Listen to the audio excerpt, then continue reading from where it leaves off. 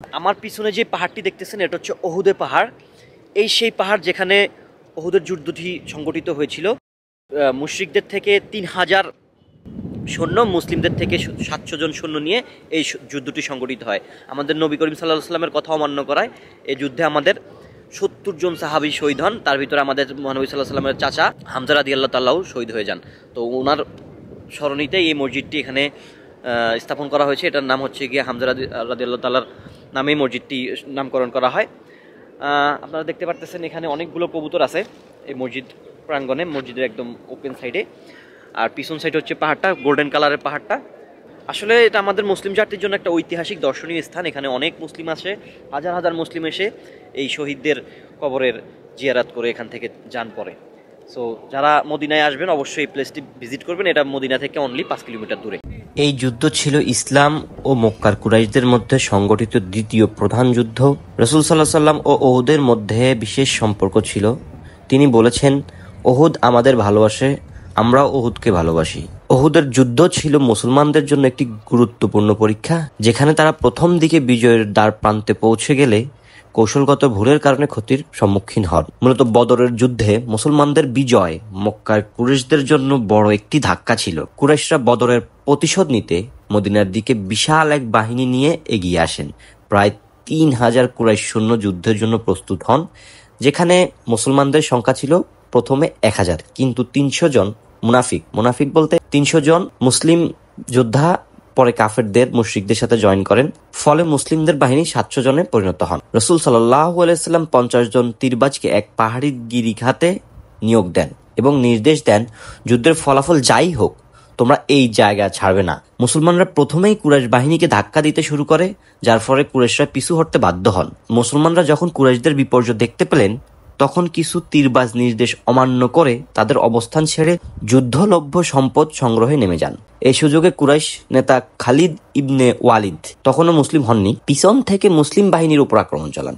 মুসলিম বাহিনী বিভ্রান্ত হয়ে যান, যার ফলে অনেক সাহাবী শাহাদাত বরণ করেন। ওই যুদ্ধে 70 জন সাহাবী শহীদ হন। তার মধ্যে সবচেয়ে বিখ্যাত হলেন হযরত হামজা রাদিয়াল্লাহু, যিনি রাসূল সাল্লাল্লাহু আলাইহি ওয়াসাল্লামের চাচা ও শক্তিশালী মুসলিম যোদ্ধা ছিলেন। তাকে নির্মমভাবে শহীদ করেন হিন্দা বিনতে উতবা, যিনি তার দেহ বিকৃত করেছিলেন এবং তার কলিজা চিবানোর চেষ্টা করেছিলেন। রাসূল সাল্লাল্লাহু আলাইহি ওয়াসাল্লাম এই ঘটনা অত্যন্ত ব্যথিত হন এবং পরবর্তীতে হামজা রাদিয়াল্লাহু এর কবর জিয়ারত করতে প্রায় উহুদে যেতেন। এই স্থানে হযরত হামজা রাদিয়াল্লাহু সহ অন্যান্য 70 জন শহীদ সাহাবীর কবর রয়েছেন। এটি মদিনার অন্যতম গুরুত্বপূর্ণ জিয়ারত স্থান। উহুদের যুদ্ধের সময় যে ছোট পাহাড়ে তীরবাজরা অবস্থান নিয়েছিলেন, সেটি বর্তমানে জাবালে রুমাত নামে পরিচিত। উহুদের পাহাড় শুধু একটি প্রাকৃতিক সৌন্দর্য নয়, এটি ইসলামের ইতিহাসের এক অবিস্মরণীয় সাক্ষী। এখানে ইসলামের জন্য প্রথম বড় আত্মত্যাগ সংগঠিত হয়, যা মুসলমানদের ধৈর্য, আনুগত্য ও শৃঙ্খলার শিক্ষা দেয়। রাসূল সাল্লাল্লাহু আলাইহি সাল্লামের ভালোবাসার কারণে আজও এটি মুসলমানদের জন্য এক পবিত্র ও গুরুত্বপূর্ণ স্থান।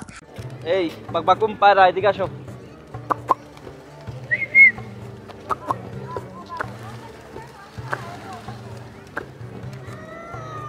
আরব কান্ট্রি মানেই কবুতর।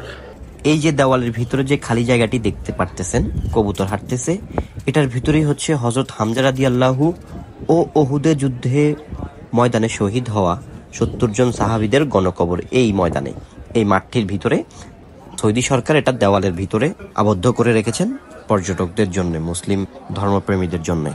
আমার সামনে একটি ছোট্ট পাহাড়, আমি এখন এই পাহাড়টিতে উঠব। এটার উপরে উঠলে আমার পাশের পুরো ভিউটা দেখা যাবে সুন্দরভাবে। এক প্রকার ছোটখাটো হাইকিং করতে পারেন সৌদি আরবে এসে। পাঞ্জাবি পরে একদম পুরো আনকমফোর্টেবল, কোনোভাবে কমফোর্টেবল করতে পারতেছি না। কজ হইল গিয়া